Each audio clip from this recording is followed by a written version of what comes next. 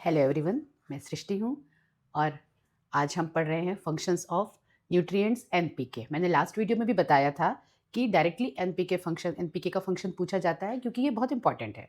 ठीक है, तो इस वीडियो में सिर्फ हम नाइट्रोजन, फास्फोरस और पोटेशियम के रोल, उसके फंक्शंस के बारे में बात करेंगे।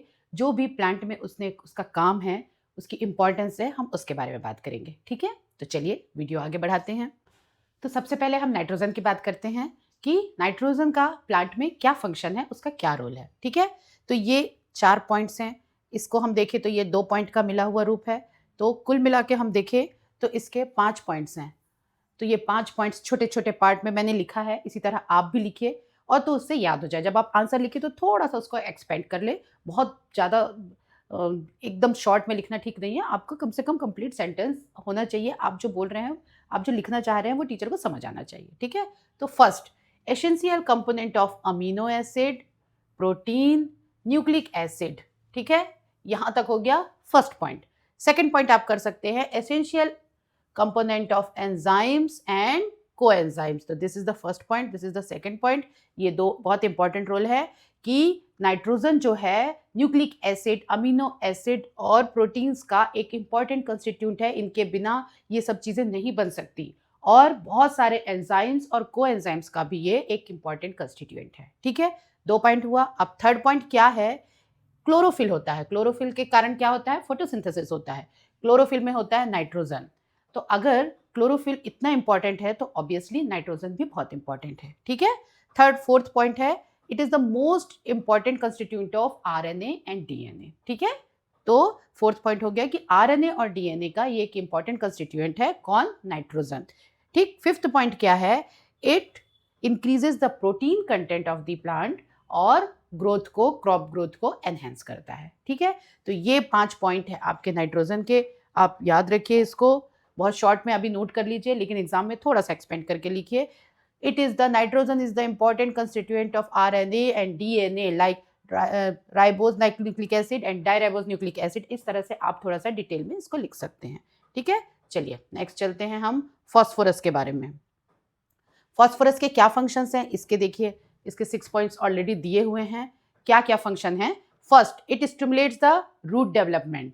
ठीक है, constituent of nucleoprotein, phytin and phospholipid. ठीक है, essential for cell division and development, strengthen stem and reduce lodging, reduces effect of excess nitrogen and help in establishment of seedling। ठीक है, क्या मतलब हुआ? फर्स्ट है stimulate root development. Root development को stimulate करता है, बढ़ाता है। कौन? फास्फोरस। ठीक है, सेकेंड, बहुत सारे न्यूक्लियोप्रोटीन, फाइटिन और फॉस्फोलिपिड का मेन कंस्टिट्यूएंट है। कौन? फास्फोरस। ठीक है, थर्ड है सेल डिवीजन और सेल डेवलपमेंट में इसका बहुत ही इंपॉर्टेंट रोल होता है। स्टेम को स्ट्रेंथन करता है, स्ट्रॉन्ग बनाता है, जिससे प्लांट जो है वो लॉजिंग होने से बचता है। ठीक है, अब एक्सेस अगर हम नाइट्रोजन दे दिए प्लांट में तो बहुत सारे उसके साइड इफेक्ट्स होते हैं। उन साइड इफेक्ट से प्लांट को फास्फोरस बचाता है। ठीक है, और help in establishment of seedling. जब शुरू शुरू में प्लांट ग्रो करता रहता है, जब सीडलिंग बहुत स्मॉल होती है, उस समय उसकी स्ट्रेंथ को बढ़ाने का काम भी फास्फोरस करता है। ठीक है, तो ये सारे 6 पॉइंट्स है फास्फोरस के, आप इसको भी नोट डाउन कर लीजिए। ठीक है, क्योंकि क्वेश्चन डायरेक्ट आ रहा है role of nitrogen, phosphorus and potassium. तो कुछ 5 पॉइंट उसके नाइट्रोजन के, कुछ 5 पॉइंट फास्फोरस के और कुछ 5 पॉइंट आपको पोटेशियम के याद होने चाहिए। ठीक, चलिए नेक्स्ट चलते हैं। पोटेशियम। ठीक है, तो पोटेशियम का रोल क्या है? बहुत इंपॉर्टेंट रोल है, opening and closing of stomata. ठीक है, फिर water transport in xylem, drought tolerance, improves crop quality, reduces lodging of the crop just like phosphorus, increases disease resistance। ठीक है, तो ये 5 पॉइंट हैं किसके?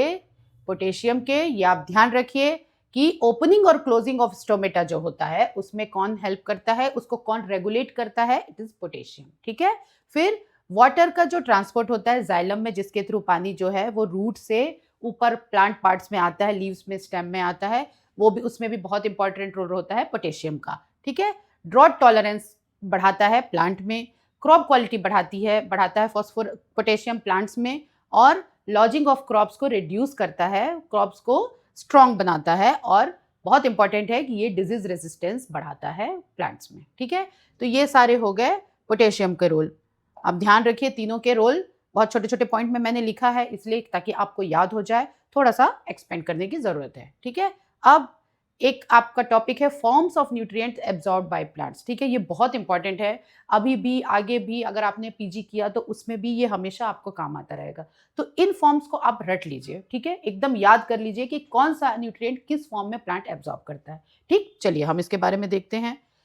Carbon as a carbon dioxide, hydrogen as water, oxygen as water and oxygen gas. ठीक है, nitrogen ammonium and nitrate ion. ठीक है, बहुत एकदम याद रखेंगे, बहुत ही इंपॉर्टेंट है।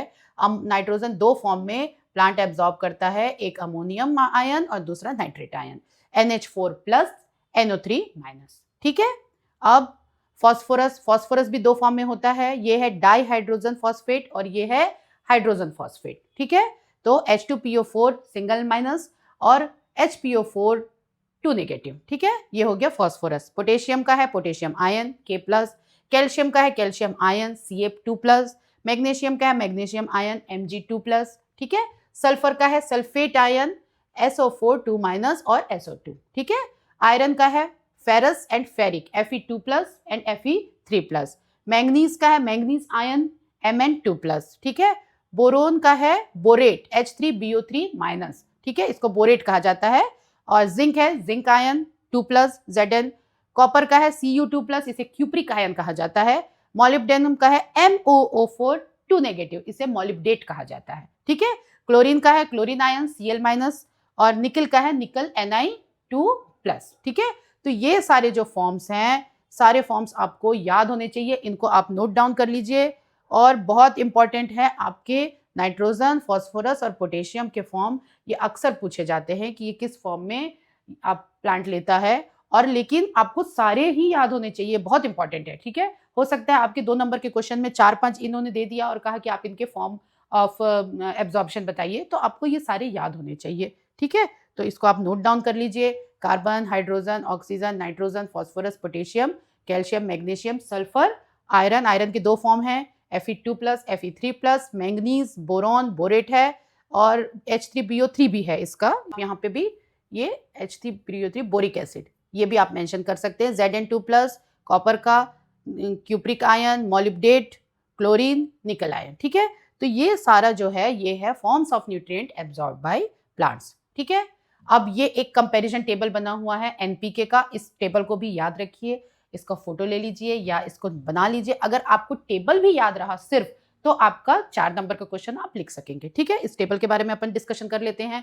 नाइट्रोजन, उसका मेन फंक्शन क्या है? Protein and nucleic acid synthesis. बहुत सारे फंक्शन है, ये उसमें से सबसे इंपॉर्टेंट है, protein and nucleic acid synthesis. Okay, growth aspect में, प्लांट के ग्रोथ में इसका मेन रोल क्या होता है? लीफ ग्रोथ का। ओके, और स्पेशल रोल क्या है? फोटोसिंथेसिस, क्योंकि क्लोरोफिल में कंटेन्स क्या होता है? नाइट्रोजन। ओके, फिर फॉस्फोरस, फॉस्फोरस का मेन फंक्शन है energy transfer and root development. ठीक है, ग्रोथ एस्पेक्ट में रूट एंड सीडलिंग ग्रोथ का काम करता है फॉस्फोरस, और स्पेशल रोल है सेल डिवीजन और रेड्यूसेस नाइट्रोजन इफेक्ट। ओके, फिर पोटेशियम, पोटेशियम है वाटर रेगुलेशन और क्वालिटी ऑफ द क्रॉप। ठीक है, stem strength and stress tolerance. ठीक है, स्टेम की स्ट्रॉन्ग को बनाता है, स्टेम को, और स्ट्रेस टॉलरेंस बनाता है, रेजिस्टेंस बनाता है। ठीक है, और स्पेशल रोल है डिजीज रेजिस्टेंस। ठीक है, तो ये टेबल आप ध्यान रखिए, ये टेबल अगर आपको ध्यान रहेगा तो आप बहुत सारी चीजें इजीली से लिख सकेंगे। ठीक है,